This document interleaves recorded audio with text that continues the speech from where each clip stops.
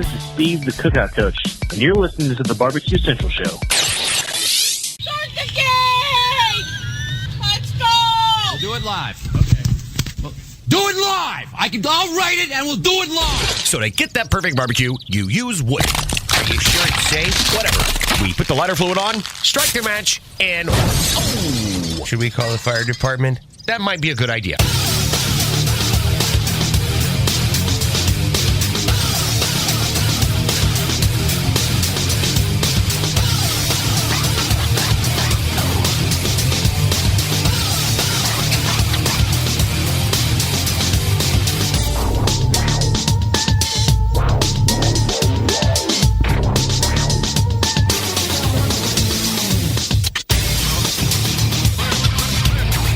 Good evening and welcome to the Really Big Barbecue Central Show. This is a show that talks about all things important to the world of barbecue and grilling, originating from the Rock and Roll Hall of Fame city of Cleveland, Ohio, the barbecue capital of the North Coast. I am your program host, Greg Rempe.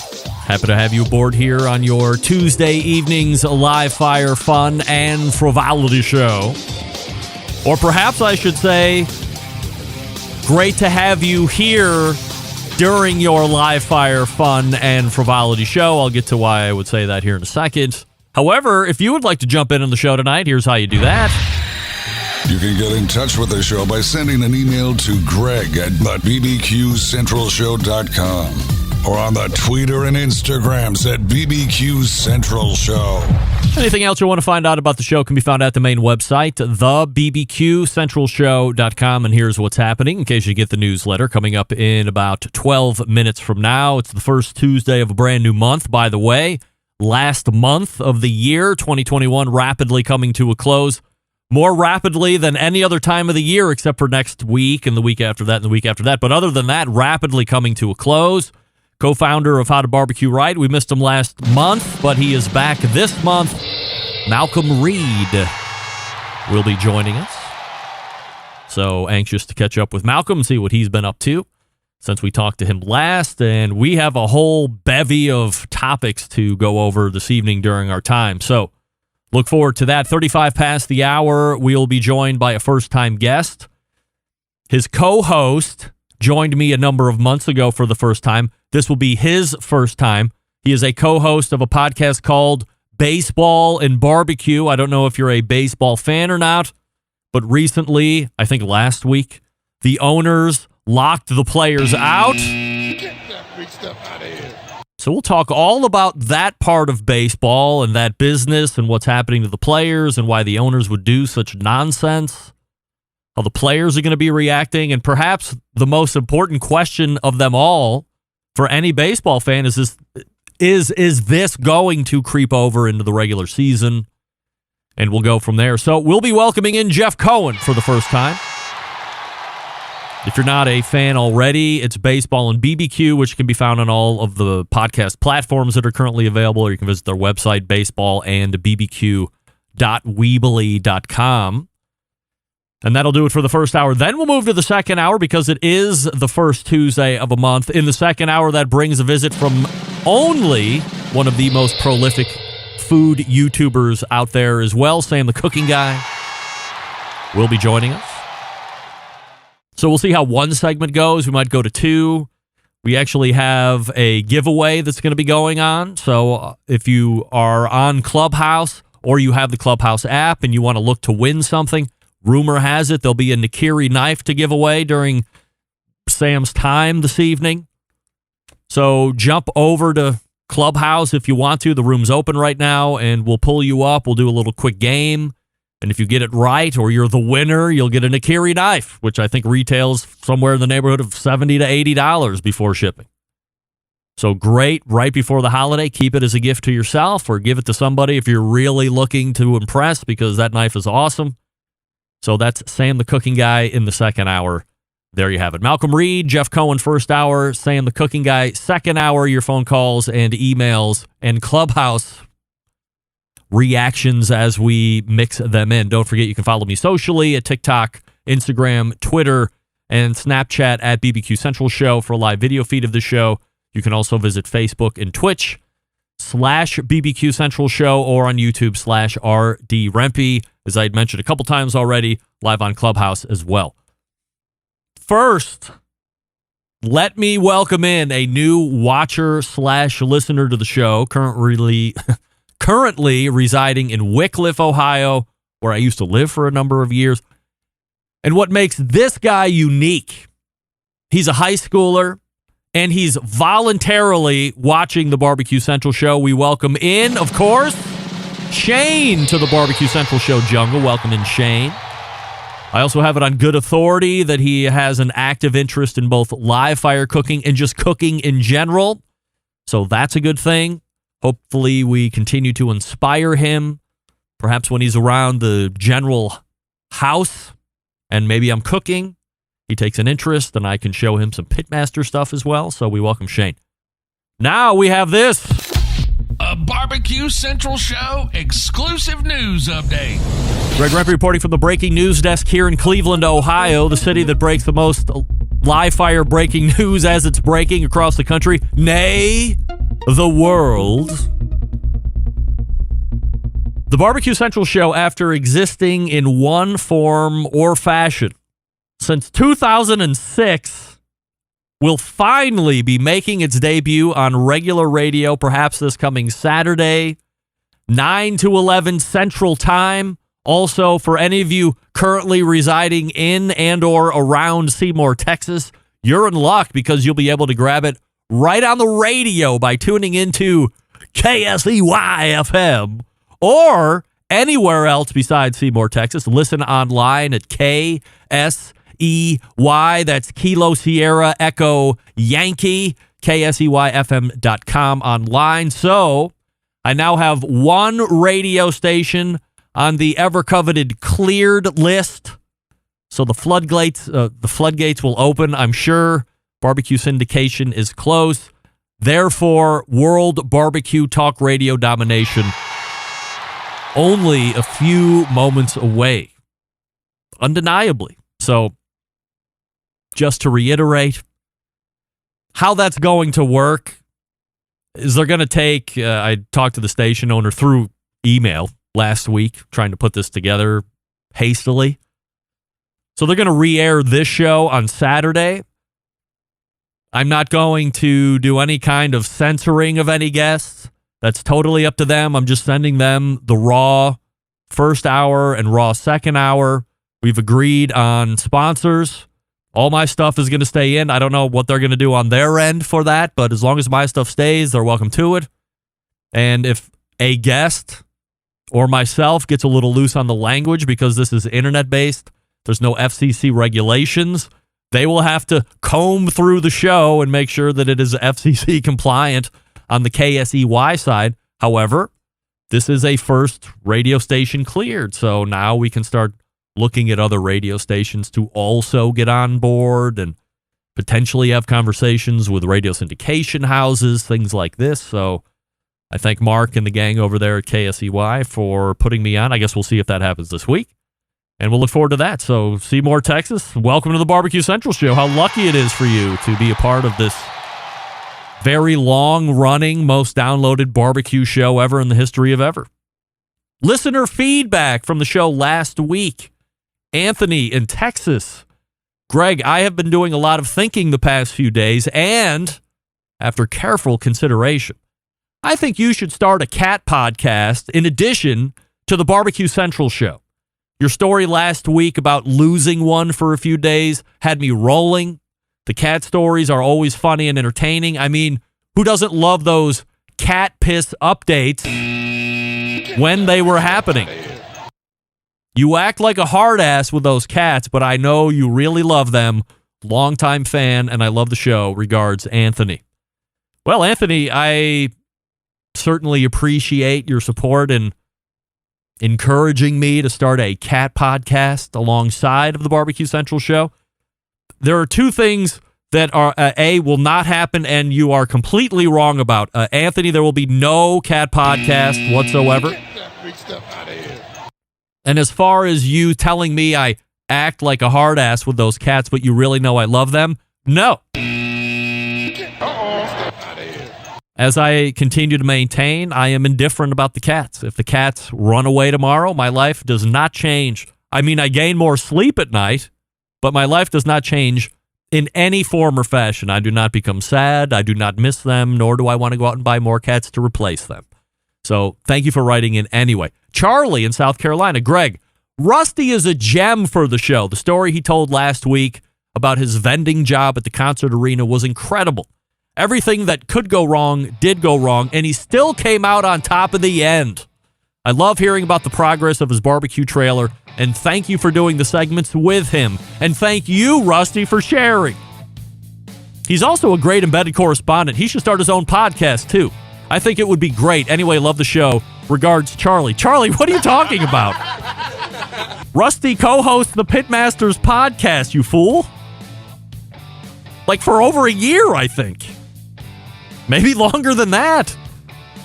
Not only would he do a good podcast, he has a good podcast, along with the Anthony Lejean.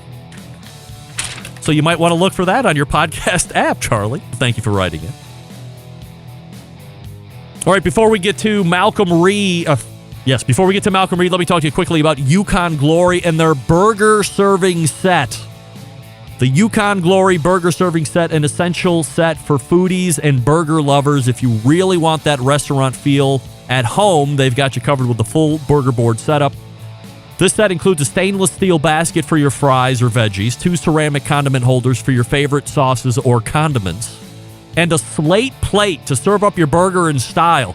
This deluxe burger board is made from durable, long-lasting premium acacia wood with deep reds and browns that will not fade over time. With the holiday season here, this is the perfect holiday gift to give the chef, grill master, or burgerholic in your life. Trust me, they'll thank you for it. The burger board set and all of Yukon Glory's products are sold on the Yukon Glory website, which is yukonglory.com. You can also get them at Amazon, Walmart, Lowe's, the Home Depot, and Target. By the way, if you use their website, yukonglory.com, at checkout, use promo code 10CENTRAL. The number 1 and then 0, followed by Central altogether, for a 10% discount through the whole month of December. Follow Yukon Glory on Instagram and Facebook at Yukon Glory for their latest updates. And once again, if you're at yukonglory.com checking out, use promo code 10CENTRAL for a 10% discount through the whole month of December. Check out that burger serving set. Told you all about the grill basket set. Now it's the burger set, and the thing is great. Slate plate really amps it up. Come on. All right, we got Malcolm Reed in the green room. We'll get to him in just 1 second. Stick around. We'll be right back.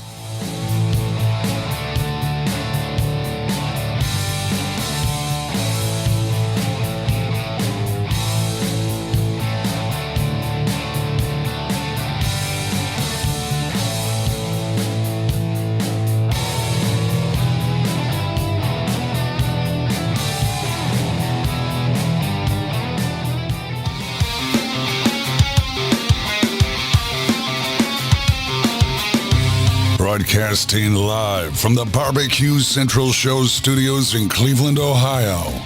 You're listening to the Barbecue Central Show. Once again, here's your host, Greg Rempe. All right, welcome back. This portion of the show is being brought to you by the Barbecue Guru, creators of automatic pit temperature control technology, sellers of automatic pit temperature control devices, ceramic cookers with built-in power draft fans, accessories to make your barbecue and grilling life easier. Visit bbqguru.com for more information or call them 800-288-GURU. That's 800-288-GURU. The Barbecue Guru continuing to be a breakthrough in barbecue technology. All right, it is the first Tuesday of the month in the first hour, and of course that brings a visit from one of the most prolific live fire cooks in general, also on YouTube. We race to the hotline and welcome back friend of the show, Malcolm Reed. Hey, Malcolm. Malcolm, I can't hear you. Is this on my end? No. Disconnect, close the browser, and then come back in, and we'll try it again, just like that. I think this is what happened last week with, who did I have on last week and we had that same issue? Who was it? Leanne Whippen, that's who it was, of course. Also, there's Malcolm, you there? What about now, man? You got me? Gotcha. All right. This seems to be a new thing that's recurring on the show. First guest has no audio as they connect in, but that's all right. Same thing happened to Leanne Whippen last week. But nevertheless, here we go. So are you like on remote? Are you in a deer camp? Or what are you up to? I came back to civilization, but I'm protesting the office. I'm not going back to the end of January. Aha. That's what happens when you are the ultimate boss. You set your own rules to a certain degree, right? Yeah, well, we can have a one-man walkout. I think that's okay. It's good, good for the company. When the man walks out, then that certainly sets a precedent. No doubt. That's the way to do it. So we missed you last month. Mark Williams filled in, which was great. Of course, always love getting his perspective on stuff. I wanted to ask you, I know the beginning or middle of November, you had that big weekend for the top 5 donors of that Palmer Home fundraiser. So would love a in-depth, detailed recap on how it all won, who showed up, and how much of a great time everybody had.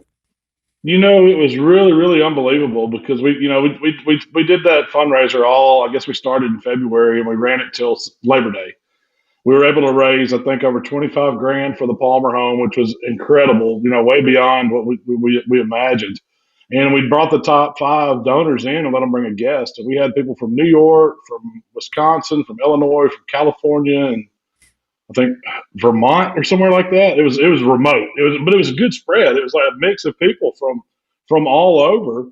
And we just kind of rolled out the carpet and we made it a day about them. I mean, I wanted them to learn something, so we kind of went through our Memphis and May top secret rib recipe with them. We swore them to secrecy, but we showed them from start to finish how to select the ribs, how to cook the ribs. Everybody got their own whole rack. 2 people actually finished a whole rack of ribs too. I'm talking about every bone. I was wow. Impressed.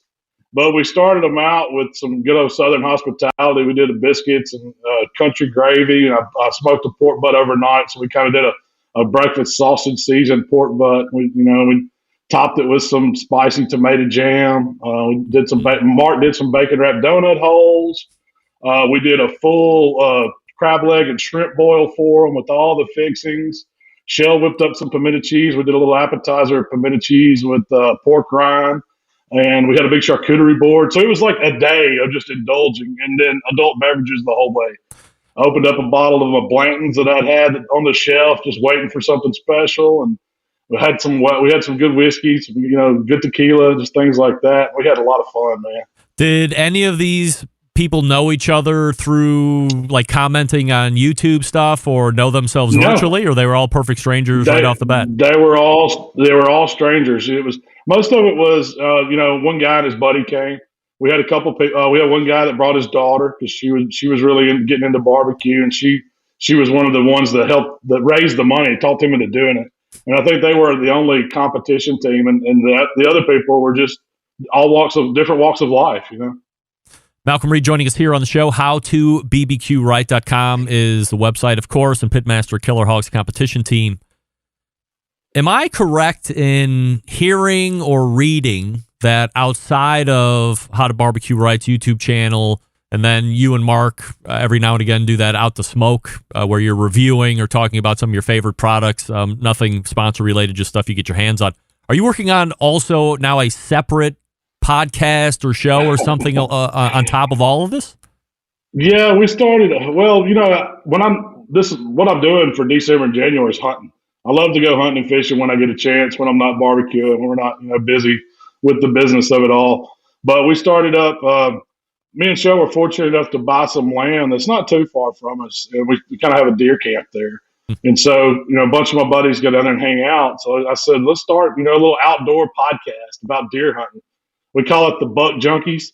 And it's so far, we've done, I think, 3 or 4 episodes of the podcast. And we're just having fun with it and telling stories about our take on deer hunting and how we, what we've learned over the years and how we're getting our kids involved with it. And things like that. It's something else for me to do.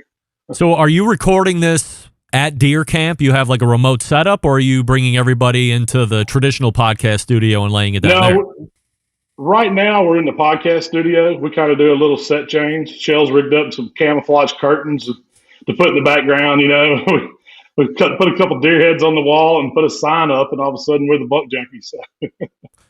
Are deers still as big a pest as they have been in recent years? Well, Mississippi has more than its fair share, and I'm sure the auto industry would love for them for us hunters to take our quota every year. But unfortunately, it doesn't happen. I mean, there's so many deer out there, and it's something that I've done for a long time. And the guys, Mark and his brother Jamie, and Mikey, they've been hunting. They grew up hunting, so it's something we're all passionate about. But yeah, it's a pretty big deer population here in our state. And I assume it's really big for you, aside from the whole hunt and getting a buck. And it seems like this year, right out of the gate, everybody I talk to that's a hunter, I'm not necessarily a hunter, but everybody I talk to that's a hunter has gotten a buck or two right in that first weekend or two anywhere I'm talking.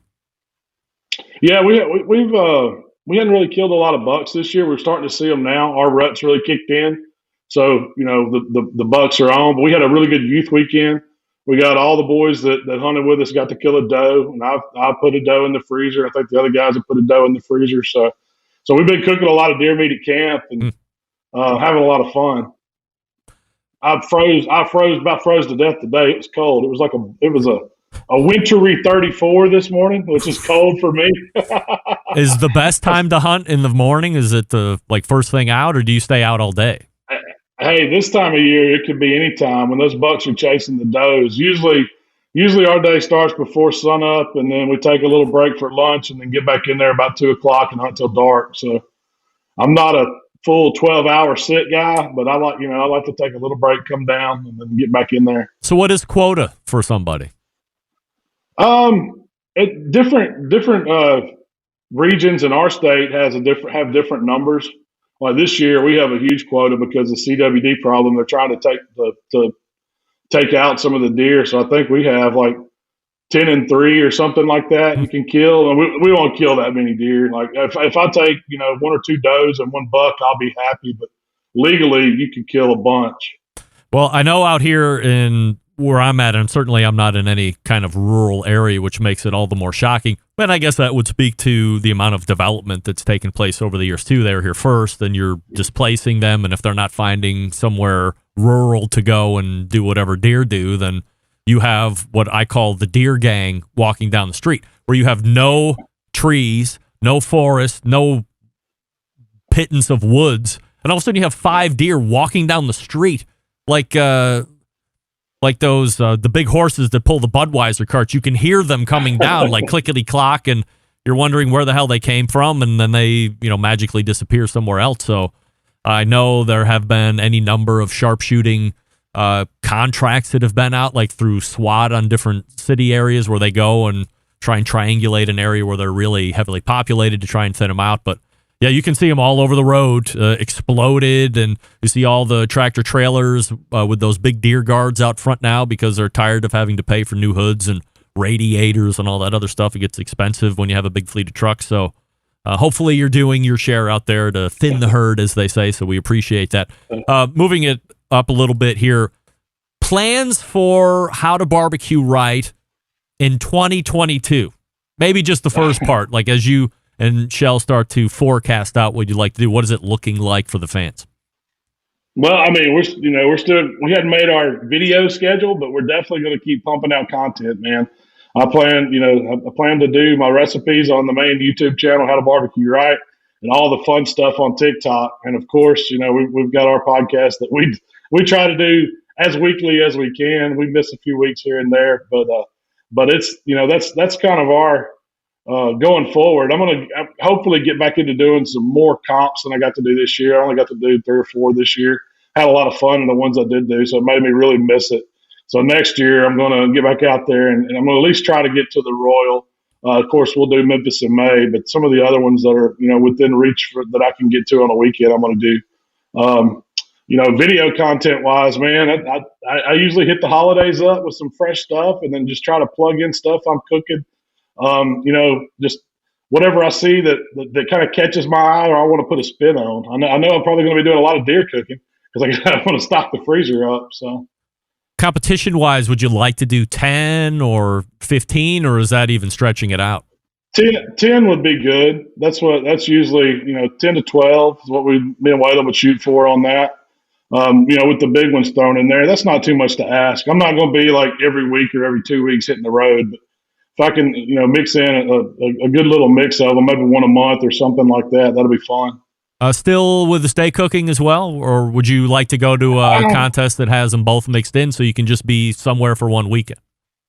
It really depends because I really let Michael do the steak cooking now. I hadn't cooked a steak contest in a long time, and he's been playing sports, so it kind of, he didn't get to cook any this year at all.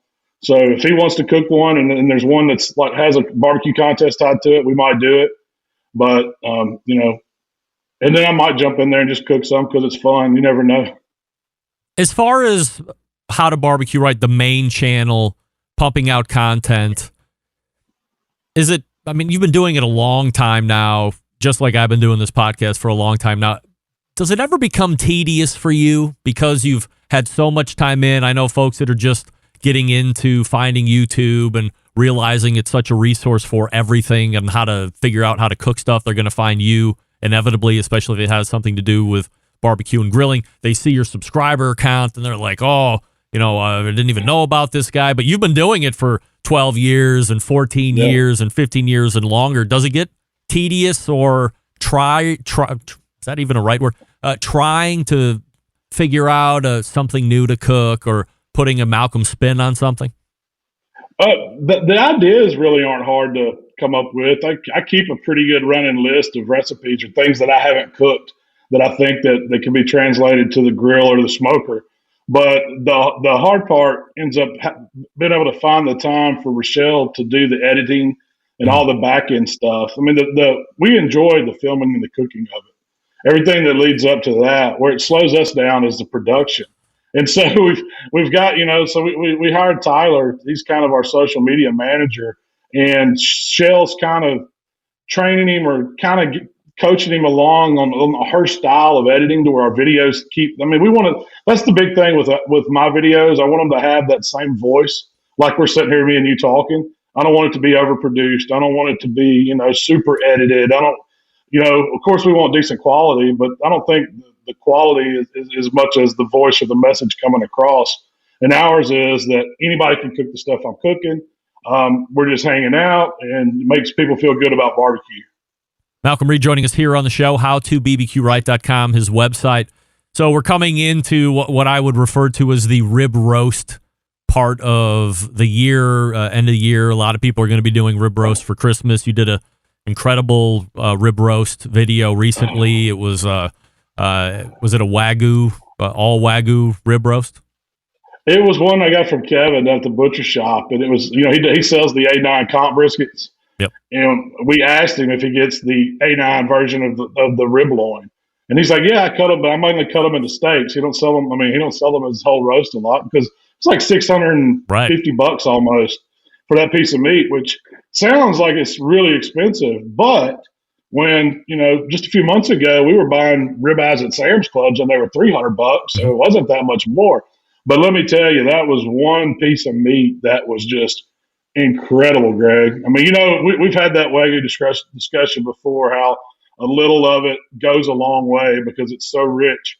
Well, that A9 meat eats a little different. You can eat a little more of it. It's not like the Japanese, the mega Wagyu, the really marbled stuff. But the flavor, I want to say you just don't want the main thing is don't overcook it because it doesn't need a whole lot of cooking.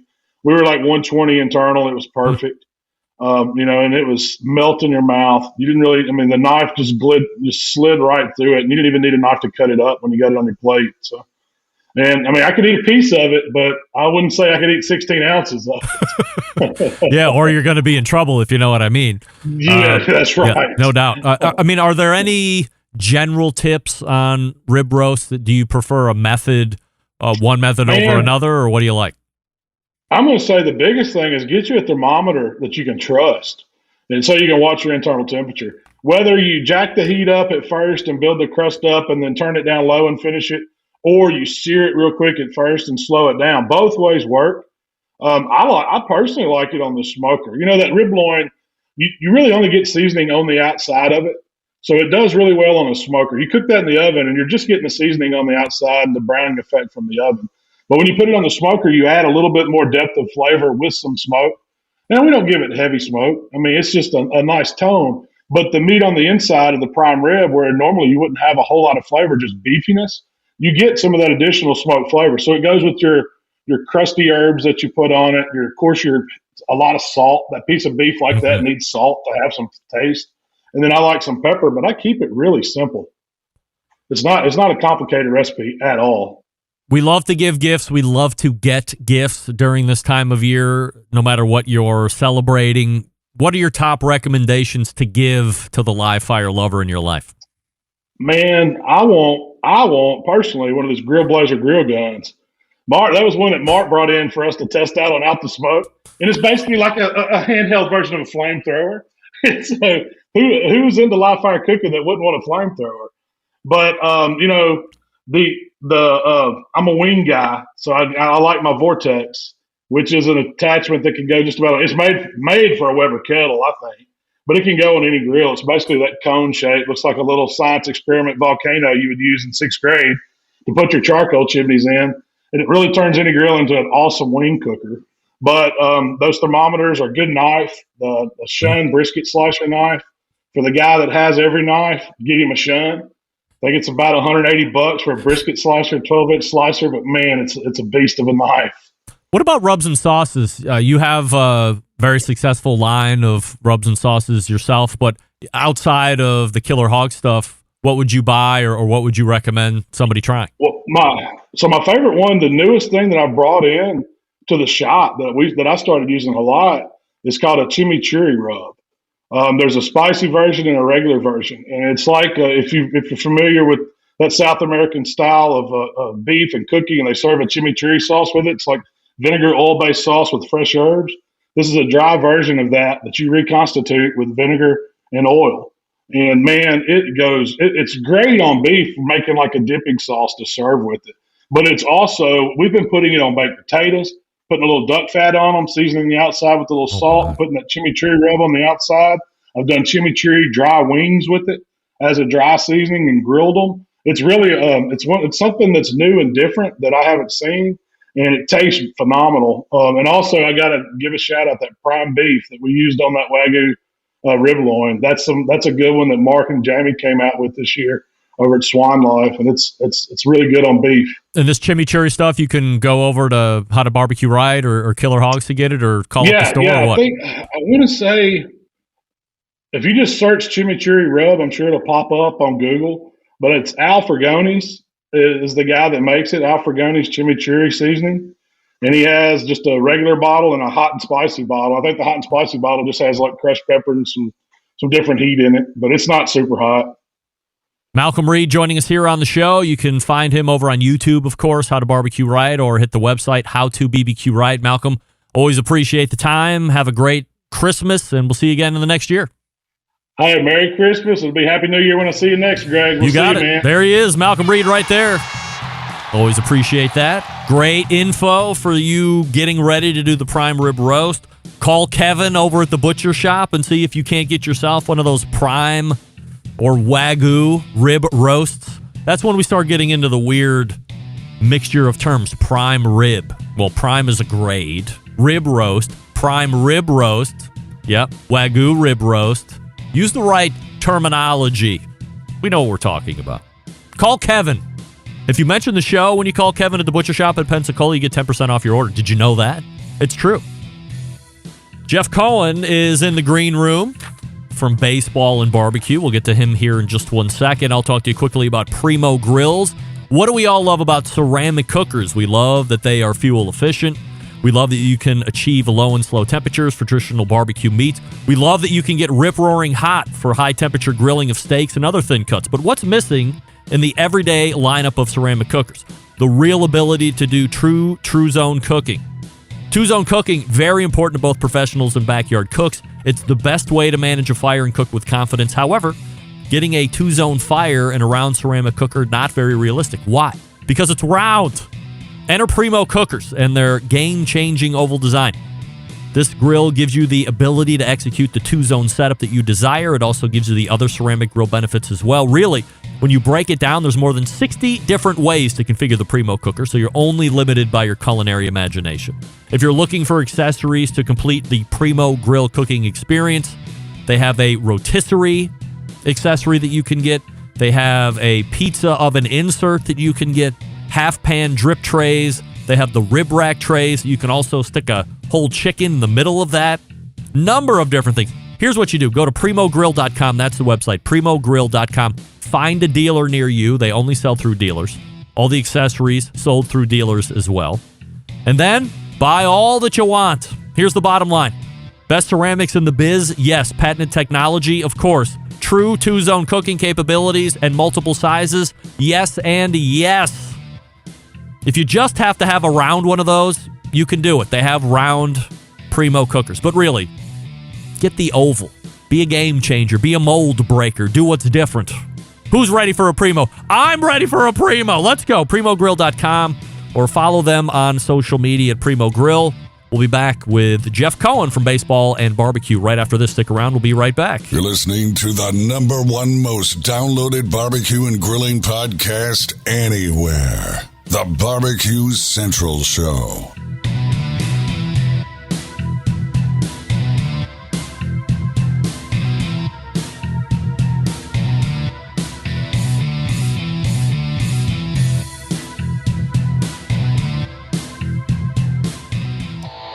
Howard Stern, Jim Rome, Dan Patrick, and Greg Rempe. The Mountain Rushmore of talk show entertainment.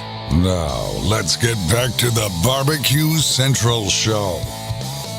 Welcome back. This portion of the show being brought to you by cookinpellets.com, your #1 source for quality wood pellets for all your pellet-driven cookers. Visit cookinpellets.com for more information or to purchase. That's Cookin, Cookin. See all the pellets that they have, see all the other accessories they have, and then buy it up. Chris Becker and the gang over at Cookin' Pellets. If you are a fan of baseball, then you know that as of late last week, the owners have locked out the players. While this doesn't have a huge impact on play at the moment, it does halt some other business that could be taking place right now. While this isn't a sports show per se, we do mix sports in and barbecue from time to time, and here to talk a bit about this situation and how he thinks it may or may not resolve itself is the other half or co-host of the team that does the Baseball and Barbecue podcast.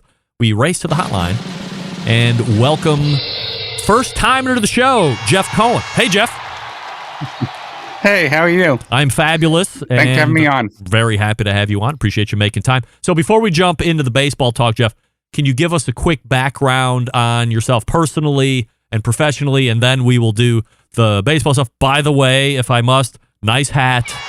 Of course, road cookers. Thank you very much. I noticed that. I know Doug will notice that and not stop talking about it. So tell us all about yourself. Oh, thank you. I'm just a baseball fan, a barbecue fan. I'm a sales operations professional by day and a podcaster by night with Len Aberman, as you said, on a baseball and BBQ podcast. What is a sales operation manager? I help the salespeople go and make their quota up and sell stuff. I do a lot of analysis, a lot of spreadsheets stuff. Aha. So you're the brains behind the close, basically. Exactly. Yes. Exactly. All right. Well, we like that. As a sales guy, I certainly appreciate that. By the way, where the hell is my operations guy? It's just me floating around out there doing truck sales. I don't even have an inside person. So that's terrible. We have to rectify that next year. Get one. We'll figure it out. Yes. All right. So typically, guys like you, the ones who really know the game and its history, have been fans since they were very young. Have you always been a baseball lover, or did you pick it up a little bit later? I've always been a baseball lover. I remember since I was 7 years old when the Mets won the World Series, I was just hooked.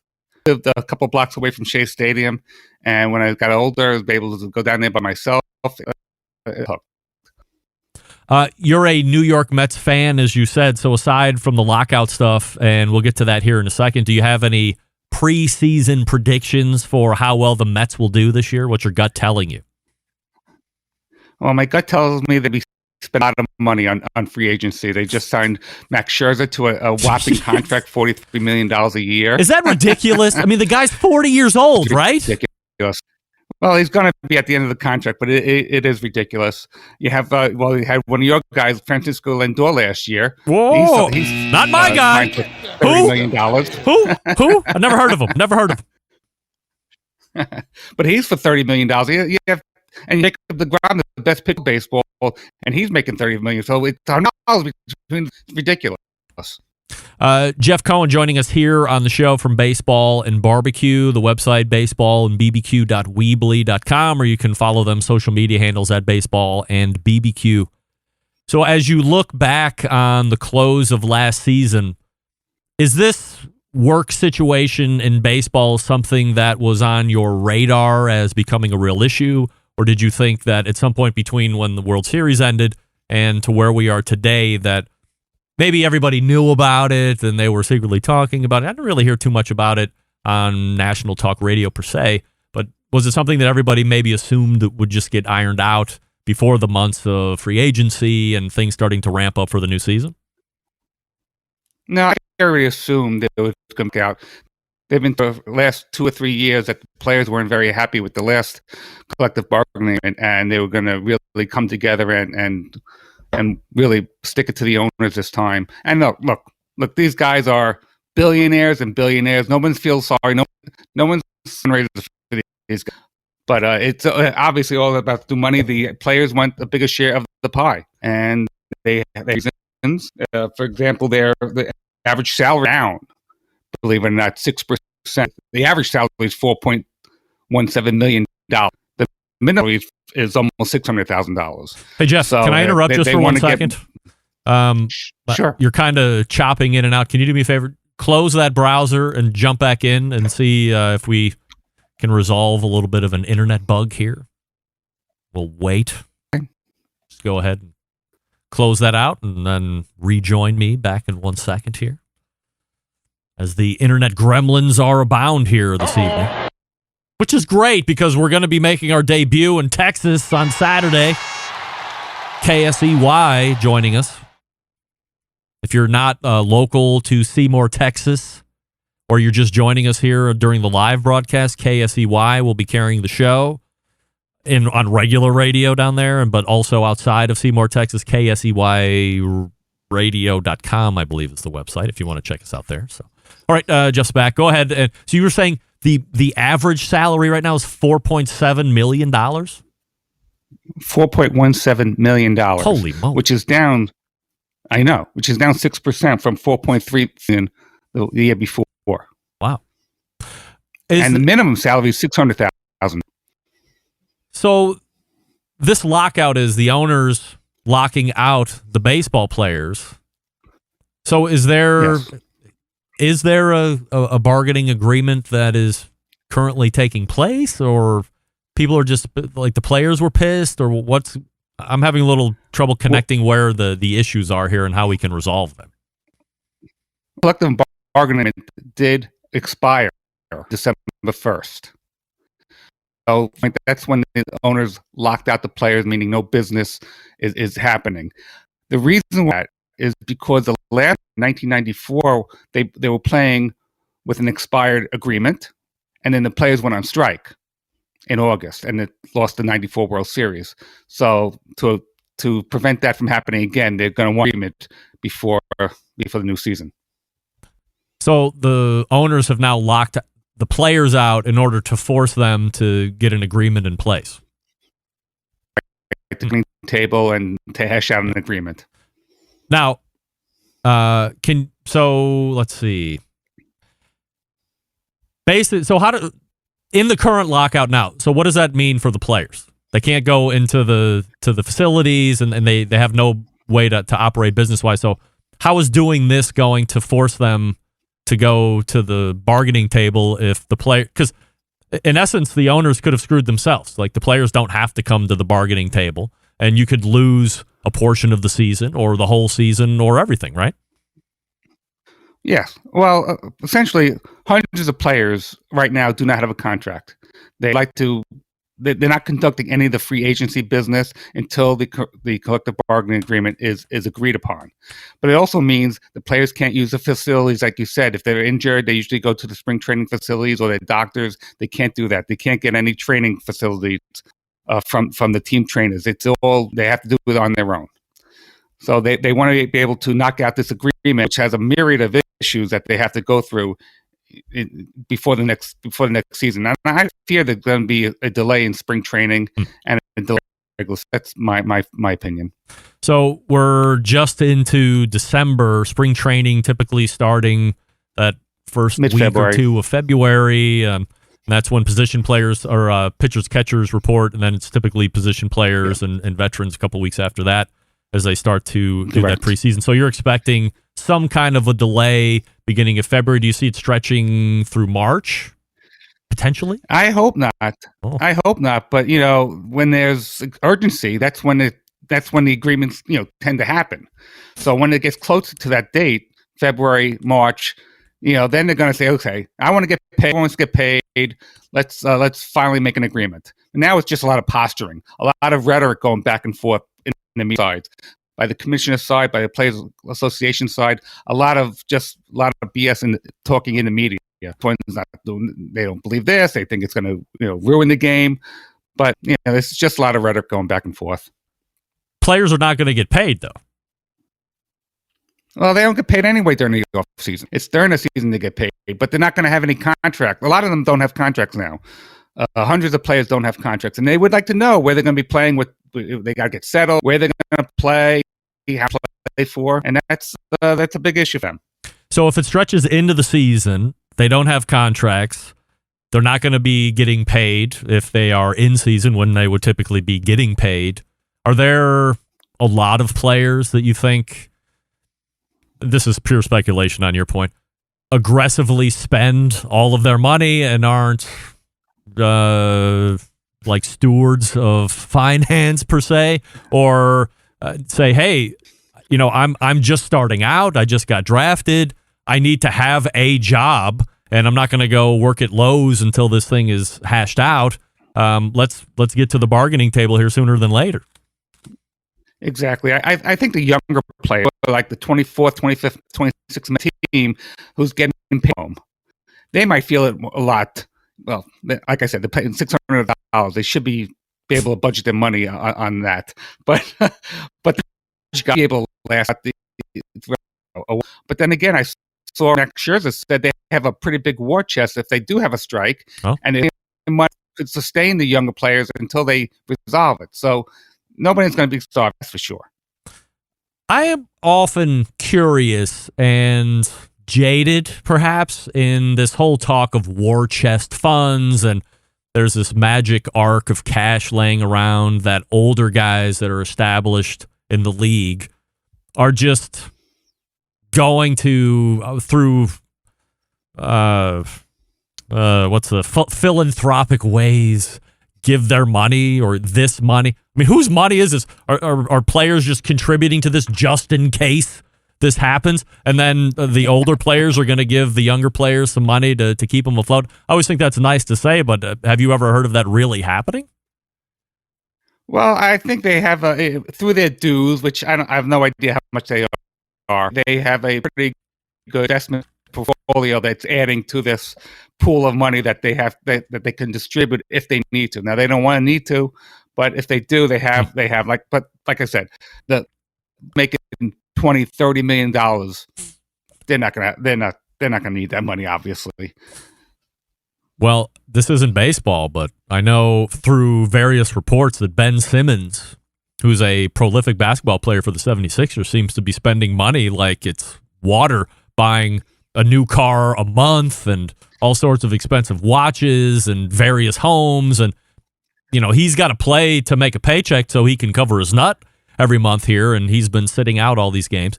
So I would imagine that there's a certain percentage of baseball player that spends it as quickly as it comes in. Here's the deal. Sure. Yeah. Your prediction, and here we go. We're going to get a prediction from Mr. Baseball of the baseball and barbecue side. Your prediction on when the lockout will end, and we'll hold you to it. I'm going to give you a range. I think it's going to end close to Valentine's Day, then New Year's Day. Let's say mid I'm going to February. Wow. All right. February it is. So we'll see how that works out. On the barbecue side, Jeff, before I let you go, we got a couple minutes. What's your favorite style or region of barbecue? And then to where you are on the island, what's the best barbecue you've had? Place near, not too far from me, in Garden City, New York, called Smokehouse. That is probably my favorite barbecue restaurant to go to. As for region, I'm more prefer regional barbecue. I know what I like to cook. I like to on my tray have a pit barrel that I hang the ribs on. But I'm doing a lot of grilling this week, and will be next week because my house is going under construction. Oh, I'll be doing chicken out there on patio, that's for sure. All right, last question before I let you go. Between you and Len Aberman, who's the better barbecue / griller? Oh, that Len? would be Len for sure. Wow, absolutely. I thought you would take but he it. takes chances. No, he does a much better job than I do. He's better. And besides, before I go, I'd like to make a shout out to my sister and her brother-in-law, who I'm a big fan of your show. That's right. We love Mike Savino. Long time. Maybe the longest Centralite ever in the history of the show. He's been with me pretty much from day one, so I appreciate you reminding and mentioning that. So this is Jeff Cohen, co-host of Baseball and Barbecue. Check him out on the website, baseballandbbq.com, or subscribe to the podcast on all podcast platforms, social media handles at Baseball and BBQ. Jeff, really appreciate you coming on tonight. Thanks so much. Very much. Take care. You got it. There he is. Jeff Cohen right there. Baseball and BBQ. Subscribe to it. You love baseball. It's always good to switch it up a little bit. Yes, there was some... I think maybe he was on Wi-Fi and maybe a little further away from the modem. I thought Doug would have coached him up on that since Doug probably strong-armed him into wearing that hat tonight. Anyway, good baseball talk from the co-host of Baseball and Barbecue, Jeff Cohen. Thank you, Jeff. Let me talk to you quickly about Do Wellness and David Leans. Did you know that people who set goals 4 to 6 weeks before the new year ends are 3 to 10 times, yes, 10 times, more likely to achieve their fitness goals? Be honest. How long has losing a few pounds been on your to-do list? Now, we all listen to the show because we love barbecue, and I know a lot of us make a habit of getting second and third servings because it's delicious. But what effect has that and an activity level that used to be a little bit more active and isn't now had on your health over the last handful of years? Maybe you've heard that having a dad bod was cool, but take it from a stud like me, it's not. There's nothing sexy about wearing your gluttony everywhere you go. Not to mention, being overweight increases the risk of all causes of mortality, including strokes, most cancers, coronary artery disease, sleep apnea, hypertension, osteoarthritis, mental illness. Making the decision to change decades-old food habits can mean the difference between you attaining your health goals versus dealing with the unknown health challenges that you and your family will have to face. Luckily, thanks to my new friend and friend of the show, backyard barbecue enthusiast and men's health and wellness coach, David McDowell, you can eat barbecue all year round and still lose fat. With David, you've got assistance around the clock. He's just a text message, an iMessage, a WhatsApp message, or email away. He's also available to FaceTime, Zoom, and WhatsApp video chat whenever you need help, even on short notice. Some coaches charging upwards of $500 a month for canned diet plans and 1 to 2 check-ins per month. Forget that. Partnering with David allows you access to a resource who is available effectively 24/7. Things have gone so well the past few weeks here on the show that he's extending the special to Barbecue Centralites by offering a year of coaching, but not for $500 a month, not for $400 a month, not even $200 a month. You can finally permanently lose all the unwanted fat in 2022 for only $2,300. That's total. Gang, don't wait. Get on this now so you're ready to win with the health in 2022. It's David's personal guarantee to you. If you're honest and you make the effort, you'll succeed in losing fat. And if you don't, he'll refund you 100% of your investment No questions asked. Ready to go? Hit it up, davidleans.com/BBQ. That's davidleans.com/BBQ to sign up. Do it now. We're back to wrap the first hour right after this. Stick around. Continuing to produce incredibly mediocre content in an exceptionally professional way. You're listening and watching the Barbecue Central Show. Once again, here's your host, Greg Rempe. Welcome back. This portion of the show being brought to you by Fireboard 2, Fireboard 2 Drive, Fireboard 2 Pro, and the Fireboard Spark. Monitor up to 6 different temperatures simultaneously. Connect to Wi-Fi for cloud-based monitoring, or connect via Bluetooth if you have Alexa or the Google Assistant in your home. You're in luck. Fireboard, fully integrated with both. Find out more by visiting fireboard.com or call 816-945-2232. Guy the Cooking Sam weighing in. Don't show up at a union meeting during a strike in a limousine. Sincerely, Lou Whitaker. Sweet Lou. That's when he earned the nickname Sweet Lou, showing up to a limousine for a strike meeting. Yeah, this is my car. I just take a limo wherever I go. Doesn't everybody? Alan Trammell, back me up on that. John Dawson weighing in $2,300 and you get free custom Ginsu barbecue knife? No. Text messaging, video check-ins, somebody holding you accountable to lose the fat. That's what you get. I don't know if you guys have been paying attention to either my social media or if you're invested like I am in the business of live fire at this point. But today and yesterday, I don't want to say we're landmark days, but we're pretty big days as far as business happening in the world of barbecue. Middleby, I'll talk more about this next week, but Middleby, who's probably the biggest name in barbecue that nobody knows about, has acquired 2 more live fire companies.